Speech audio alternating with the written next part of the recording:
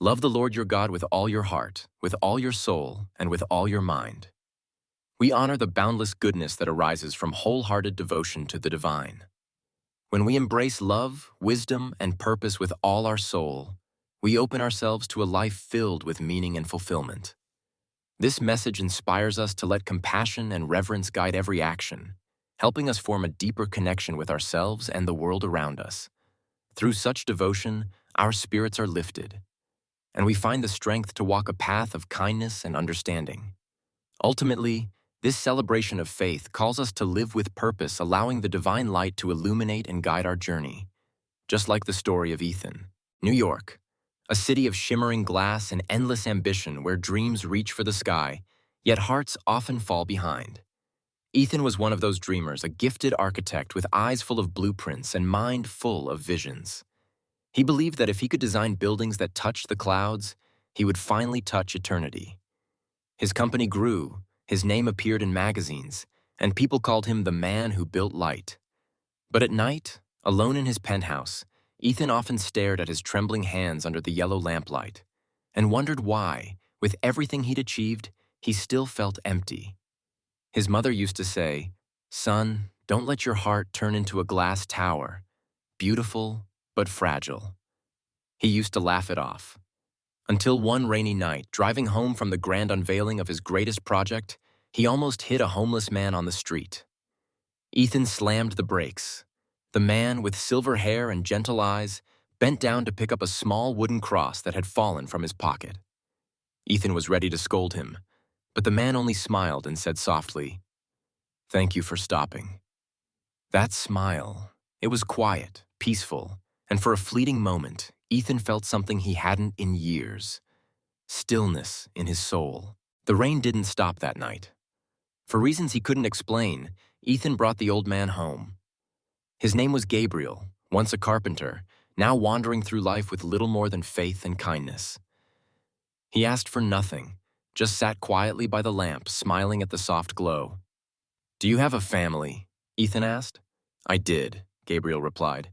"They're in a better place now, but God gives me one more day, every day, to love." Ethan froze. A man with nothing spoke of gratitude, while he, surrounded by success, couldn't remember the last time he felt thankful. The next morning, Gabriel offered to leave, but Ethan insisted he stay a while. The old man began fixing little things around the apartment: a broken table leg, a squeaky door, a crooked shelf.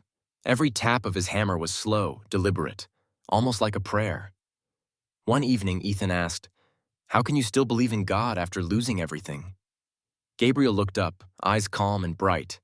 "Because he never took my heart away. And as long as I can love, I'm alive."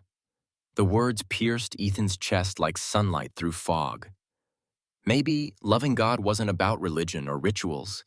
Maybe it was about living with kindness, fully, sincerely, completely. Weeks passed. Gabriel became part of Ethan's quiet routine, a listener, a presence that brought warmth without words. Then came the storm. A powerful hurricane struck the city. News broke that Ethan's newest skyscraper, his masterpiece, might collapse under structural strain. Ignoring warnings, Ethan rushed to the site. Rain slashed across his face as he climbed the trembling structure. Inside, chaos. A few workers were trapped. Ethan didn't hesitate. He ran toward the noise, pulling men out one by one. Steel groaned. The building shuddered. A beam crashed behind him, shards of glass scattering like stars. For a heartbeat, he saw his reflection, frightened, small. And in that flash, something changed. For the first time, Ethan wasn't afraid of losing his work. He was afraid of losing the chance to love. When the storm finally eased, he lay in the mud, exhausted. In the distance, through the haze of rain, he thought he saw Gabriel, standing calmly, raising the little wooden cross toward the sky. When he awoke later in a hospital, he couldn't tell if it was real. But something inside him had been rebuilt. The skyscraper was declared a failure. Investors left. Headlines mocked him. Yet Ethan felt no anger, no despair, only a strange peace. He sold most of his possessions and used the money to rebuild the site into a community home, a place for the homeless, the lost, and the weary. He named it the House of Light, where every heart can find peace. People asked him why. He only smiled and said, "Because I once lived in darkness myself." One evening, as sunlight poured through the glass windows, an old man stepped through the doorway. Gabriel, still smiling, still holding the same wooden cross. They didn't speak. They didn't need to. Faith, Ethan realized, didn't always need words. Sometimes it just needed love. Years passed. The city kept changing, higher buildings, faster lives, but the House of Light remained, quietly glowing at the corner of a busy street.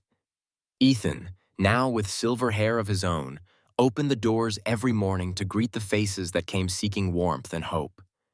He often told them about a carpenter named Gabriel and the lesson that changed his life. To love God with all your heart, soul, and mind is to love life with everything you are. As dusk painted the sky, sunlight streamed through the glass windows, casting a soft cross-shaped glow on the floor. Ethan smiled, whispering, "Thank you for teaching me how to love." Outside, children laughed, their voices echoing like small miracles. The light danced across every smiling face. And within that light, there was God, there was love, and there was a heart that had finally found its home.